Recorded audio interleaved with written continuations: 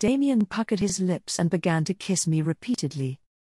Ew, stop, gross, ew, I have Damien germs. I teased. And then he kissed me right on the mouth. Hey, not on the mouth, I said and whipped my lips with the back of my hand, but as soon as I did he kissed my lips again, only this time, he had taken a hold of the back of my head and was pressing his lips so hard against mine that it kind of hurt. Damien, I said and pushed him away, boys don't kiss other boys like that. Yes, huh? Damien protested. No, they don't, I insisted. I've seen them on South Park, he said and tried to kiss me again, but I held him at arm's length. Suddenly, I saw the same evil look in his eyes that I'd seen yesterday and knew that he was reverting back to Damien the evil child. You know something?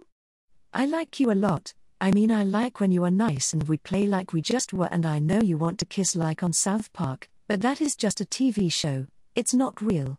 Real boys like you shouldn't kiss other real boys like me or like anyone. I was so relieved to see that evil look fade from his eyes and a small smile take its place. Can I kiss you on the cheek? He asked. I thought for a moment before saying, okay, but only on the cheek. Damien pulled closer to me and kissed my cheek and then hugged my neck tightly. I love you, Max, he said so softly that I wondered if he meant for me to hear it at all.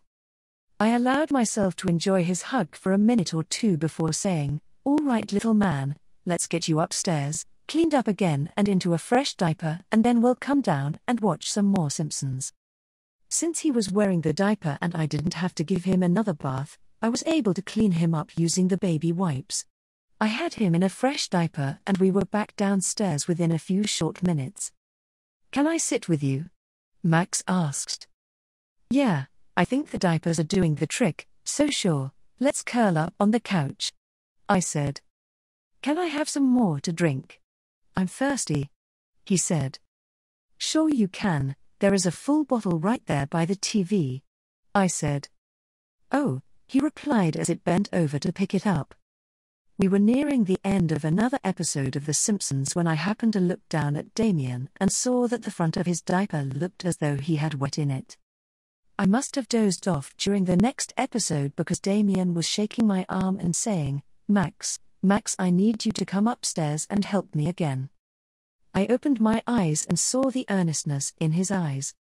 You need your drawers changed again? I asked while yawning. I pooped 3 times, he said, and I realized I must have been asleep longer than I thought. Okay, you go on up and I will be right there, I said. Damien took off like a shot and I was about to get up when I saw that the robe I was wearing was untied and completely open. It hadn't been like that when I had drifted off to sleep, and I'm sure I wouldn't have opened it while I was sleeping. Max, come on, I need you now, Damien called from upstairs. I decided to dismiss it and went up to change Damien's diaper, but as I passed the TV, I happened to glance down at the VCR and saw that it was several minutes after 9 p.m. Standing up, I pulled the robe closed and retied the belt around myself before heading up the steps again. I found Damien standing in the bathtub waiting for me to come wash him. You think you need another bath, do ya? I asked, still not totally awake. Damien smiled and nodded at the same time, yeah. When I undid the first tape on his diaper, the contents began to leak out and trickle down his leg. Wow, I guess you did need changed, I said. The contents were a sort of dirty, watery muck that didn't smell nearly as bad as before. I reckon that Damien's insides were cleaner than they have ever been in his life. Instead of opening the second tape, I slid the diaper down his leg and had him step out of it. Had we waited much longer, I think the diaper might have started leaking. I'm thirsty, Damien said as I was rinsing the soap off his belly. I grinned and held the sprayer so that it was shooting right in his face. At first, he tried to block it with his hands, but then he started to lap at the jets of water with his tongue, much the way a dog does. You're silly, I said and finished rinsing the rest of his body. Okay, out of the tub, I said, but he held up his arms as if to tell me that he wanted me to pick him up, so I obliged him. While I was drying him off, I was sitting on the toilet lid and had him standing in front of me. He started to shiver and I asked, "You feeling cold?" He shook his head. "What then?" I asked. "I got to pee," he whispered as if it were some great secret. I stood up and raised the toilet lid, but he shook his head. "Not like that." He continued to whisper. It didn't take long to realize what he meant.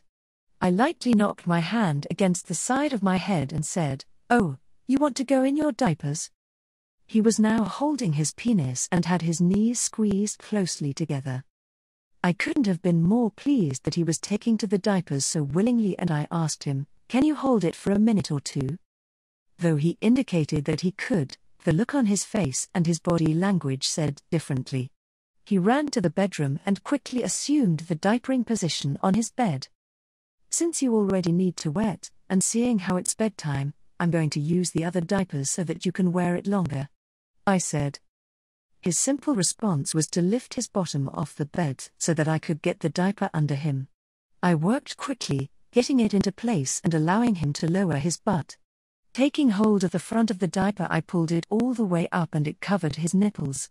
His face was concentrated with pain, so I held the diaper in place and said, "Okay, you can pee and then I will finish." I watched the front of the diaper and soon saw a small wet spot appear beneath the plastic that continued to grow and spread all across the front. "Done?" I asked, to which he shook his head no.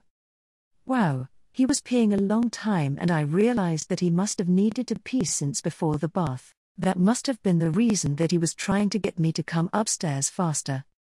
I could tell from the look of relief on his face that he was done, but I still asked him again, "You done this time?"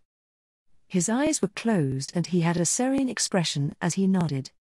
I finished taping the diaper into place. It was really big on him and I folded the front and back in about 2 inches at the top so that the diaper would fit under his arms. The front 2 tabs wrapped all the way around his back and overlapped. I pulled the left side of the back all the way around and the 2 tapes were then fastened to the back side of his ribs. I did the same for the other side and said, "There you go, that should keep you going for quite a while."